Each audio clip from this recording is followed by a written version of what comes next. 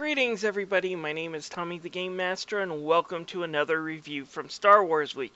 Well, yesterday I did a review on Star Wars The Clone Wars Republic Heroes, and that game was so bad that I don't blame Disney for shutting down LucasArts. That said, giving it to the Dark Lords of the Sith called EA Games wasn't a smart choice either, but shutting down LucasArts I can forgive them for after playing crap like that. But LucasArts didn't always make incredibly crappy Star Wars games. Let's go back and take a look at Star Wars Republic Commando, which takes the same story ideas as yesterday's game, which is exploring what happened during the Clone Wars, and turns it into a good tactical first-person shooter. The story in Star Wars Republic Commando follows Delta Squad, a group of high-class clones created for the Republic during the Clone Wars. They have been given more training and better gear than the regular soldiers. These guys are sent in to handle the really tough missions, the missions where you're probably not going to come back from. You play as their leader who has all that and even more training than the rest of his men. So basically, you're the Master Chief among the clones. The game follows you along 3 different stories. First is the Battle of Geonosis, where you have to explore tunnels and eventually board a separatist ship to download some intel before blowing it up. The second mission takes you aboard a derelict Republic ship to get rid of some Trandoshan slavers that have hijacked it and want to sell it to the Separatists. And finally, the last one has you dealing with the Separatists on Kashyyyk, and while there are Wookiees there, you don't get to see or play out any of the scenes in Revenge of the Sith, which is unfortunate. I would have been cool if you could hunt down some Jedis.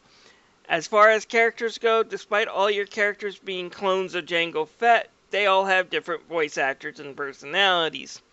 Now, the personalities were shown to be different in the Clone Wars cartoons, but they had the same guy do all their voices. Here, they went all the way in to show that these guys are different characters by having different actors play them. They're likable enough even if we have seen these templates in other first-person shooters before. You got the nerd, the soldier, the leader, and of course the psychopath. They may be cliches found in other first-person shooter games, but here they are written well enough that I didn't mind their banter or found them too annoying. In fact, I even liked some of the things they said and even got a chuckle from them, and especially the crazy psychopath soldier. Noted your excellence on Geonosis. You hear that, Sev? Someone thinks I'm excellent. Well, at least that makes 2 of you. When it comes to the gameplay in this, it's actually pretty good. I was nervous at first because I recorded that this was a way better game sound bit in my last video before I actually played this one. I heard it was good, but when I first loaded it up, I wasn't too sure. It is an older PC game that doesn't allow for controller support, and I am a console FPS gamer. And the mouse on the menu is way oversensitive as heck, to the point that pointing to anything was a big pain. That said, once I got into it, got into the controls of my character, learned the controls on the keyboard, I found myself enjoying the control scheme quite well. While the mouse is a pain on the menu, moving it around to point and shoot is actually pretty easy in the game, and oh boy does the game make good use of the keyboard. While most after Halo first-person shooters started to gimp you on the amount of weapons you can carry, usually limiting to you about 2, this one lets you hold up to 5. Although 4 of them have their own purposes and are very limited on the ammo they use, you have to find areas where there's an ammo dump in order to replenish them, so you have to use them wisely. These are a pistol that doesn't necessarily have ammo, but does require recharge after each shot, and is really only useful when you run out of ammo on everything else and don't want to use your knife, a machine gun, a sniper, and finally a grenade launcher. The last slot can be filled with enemy weapons, usually picked up from these green lizard, I think called Tradonians or something like that, and include things like shotguns and gigantic chain guns. And while it might sound like you're overpowered in this game, you're really not. You see, the focus in this game isn't the strategy of how you are going to make it through this area, but how to develop a formula for how your team is going to make it through.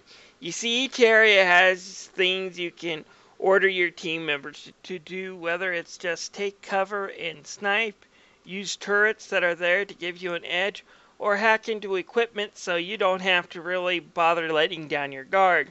You have to think of where to position your soldiers before you begin a fight, because if you think you're going to win by going in with guns blazing, you and your team are going to get your butts kicked real fast, even by basic battle droids.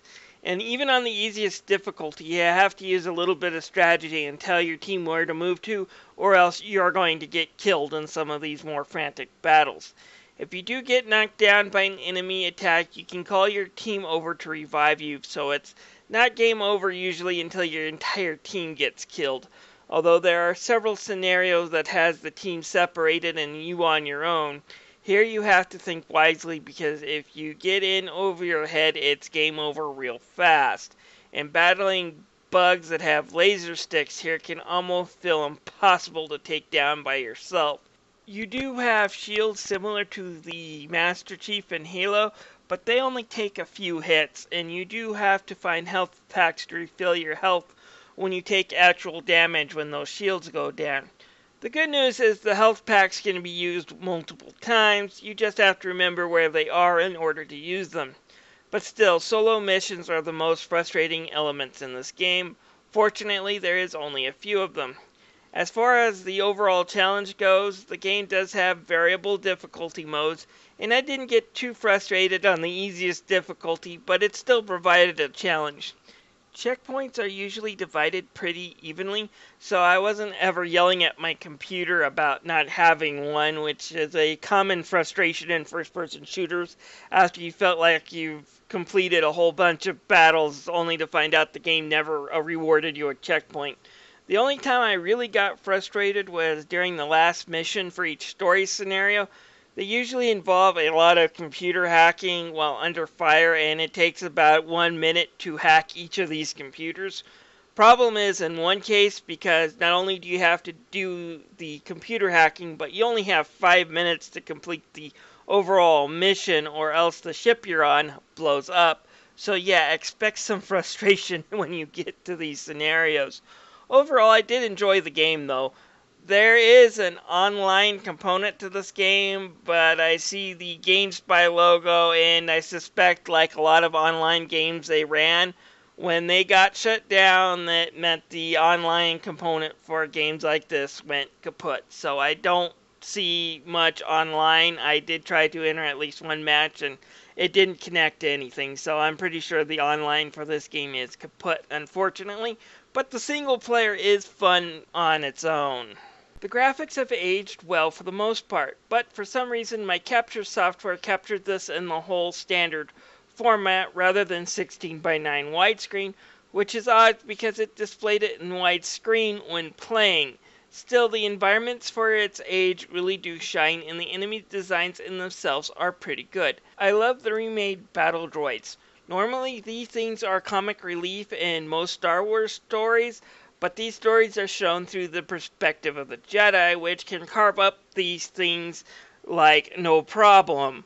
However, you're not a Jedi on this, but you're clone soldiers, and these things come off as a lot more threatening, and their redesign with those creepy eyes are pretty good. Despite the age, I have got nothing really to complain about with the graphics. This game has an awesome soundtrack, and one of the most favorite tracks I have is just the opening theme to the game. It has a really nice sound that makes you almost anxious in order to play it, and it keeps that up throughout the entire campaign. The voice acting is also great, with the guy who originally played Jango Fett in the movies coming in and doing the voice of our main character here, and the side characters also have some really decent voice acting too. Like I said, each of your characters, despite being clones, has their own voice to it, and it all sounds really good.